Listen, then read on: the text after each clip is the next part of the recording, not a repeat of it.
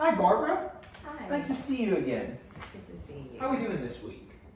Well, I would say better than last week. Any particular reason why that might be?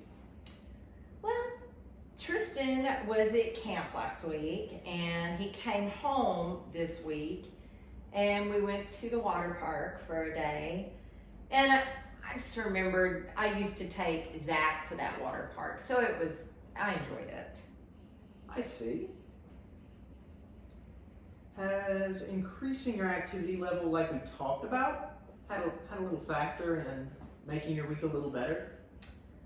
Well, I don't know if that it did. I tried to increase my activity level, but it has been a bit of a rough week. So going off of that, do you think we need to modify the plan we came up with last week a bit? Is walking on Wednesday and Friday evenings not going to work? No, I think it'll work still. It's just that this was a really busy week. Had a lot going on at school. Tristan had a band performance, and then my in-laws had doctor's appointments. But just looking at my calendar, I think next week looks a little better. Good. So I want to kick off this session by going over some of the goals that we set in last session. You said to me last time we met, I want to feel like I did when I was younger. I was happy, I was optimistic, I want that again. We still feeling that way? Yeah, absolutely. Great. And last session we talked about what you wanted to accomplish in this session. Mm-hmm. Yes, I remember that. So we decided we were going to challenge your thinking today. We were going to look through your lens and we were going to see if we need to change that lens. Does that still sound like something you want to do today? Oh, very much, yes. Okay. Do you think you'd be comfortable sharing some of your thought processes this week, from this week? Sure, I think I would be comfortable doing that. Mm-hmm. Good. So how do you see yourself, Brenda? Do you ever engage in any, negative self-talk? Oh, sometimes when I'm just sitting around the house, after I've done all the work, I'll think sometimes, I should have more to do or I need to be busier. Okay, so why do you think that? I don't know. It's like I'm lazy, I feel like my husband's out there and he's working to keep our family fed, and I can't even seem to manage to take care of the house, much less the children. Now I want you to stop there for a second. You said, I can't even take care of the house, much less my children. Could you kind of go a little further into that last part? You say essentially, I can't manage my children. Could you go a little further into that? What do you mean by that? Sure. Well, a couple of weeks ago, I drove my father-in-law to the doctor's appointment, and the appointment ended up running late, and by the time he got out, I was late picking Tristan up from school. I know that seems minor, but that day I was just sitting and I thought to myself that I am such a failure, even in the little things. So I want you to stop for a second and take that thought, provide a little challenge to it. I want you to think about your experience at the hospital, and I want you to put yourself in my shoes for a minute. Imagine you're listening to yourself. Now, would you blame yourself for being late to pick up Tristan? I'm not sure. I did have to stay for the doctor's appointment because my father-in-law cannot drive. Yes. So, give me a little more. Okay, well, I guess I wouldn't say it really and truly was my fault. I couldn't control how long that appointment went. Yeah. So, the feelings though, they just sort of come anyway. Yeah, they do. They come anyway, even in spite of it. At this point, we're going to sort of think about the problem. Remember, thoughts are going to appear no matter what, but your automatic thoughts, they don't have to be supported by evidence for them to pop up. Mm-hmm. What we're going to do here is take those thoughts and we're going to test them by the evidence. Okay. So if you can't support those thoughts, Then there's probably no reason to believe it. right, good. So you're starting to understand. So we're already off to a great start today. Okay. Now, can you think of another episode from this week that maybe had you feeling down? Yeah.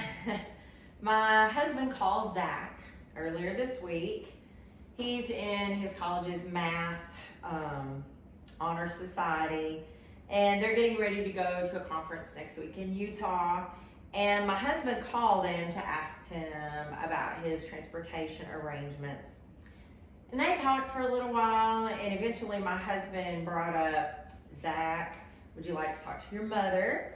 And Zach sounded hesitant on the phone. And after a minute, he told my husband that he had things that he needed to do. It's really hard because I don't understand why he won't talk to me. You know, he won't even talk to me so I can find out why he won't talk to me. And it's really got me down. Like, I'm afraid he's never going to talk to me again. That sounds really, really hard. Yeah, it is hard every day. Now, let's take that process that we used for your other thought and let's apply it to this. Okay. I suggested in your last session that you try to get in touch with Zach, right? Mm-hmm. But Zach's not open right now to the idea as much as you are, maybe. Okay. I want you to tell me what you think the problem is off of what you know. Well, I'm worried that he's angry at me for not spending enough time with him in his growing up years. I was usually always really busy around the house, and my father-in-law has always been ill and had health problems. In fact, he had his first stroke relatively early in our marriage, and I remember I had to help my mother-in-law with simple tasks like getting groceries and driving my father-in-law to the doctor's appointments because my mother-in-law doesn't have her driver's license.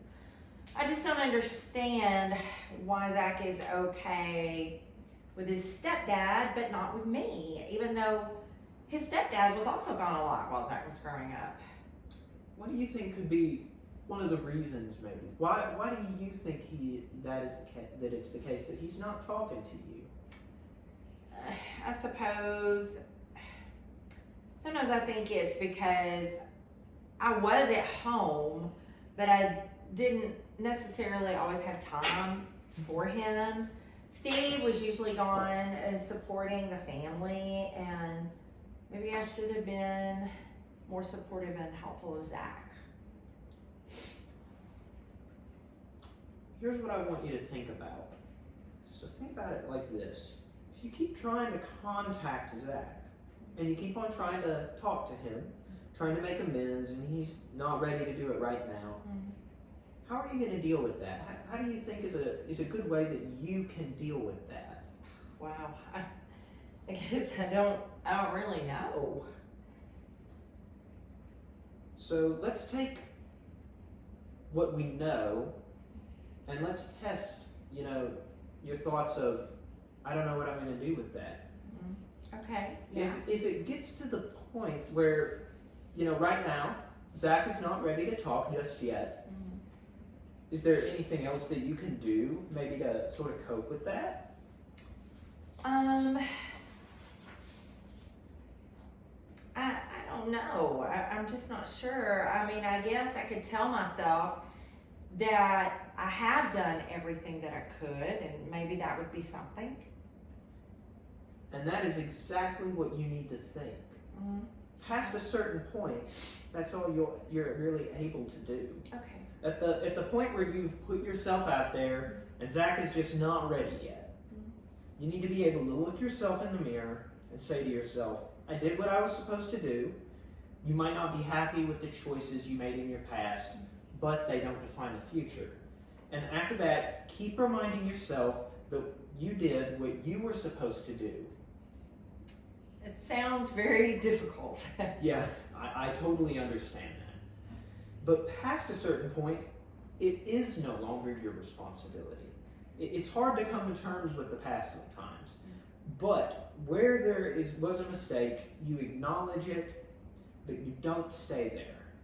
So when the depression comes knocking, you need to think to yourself, don't think, could I have said this any better? Am I a bad mother? Don't stay there.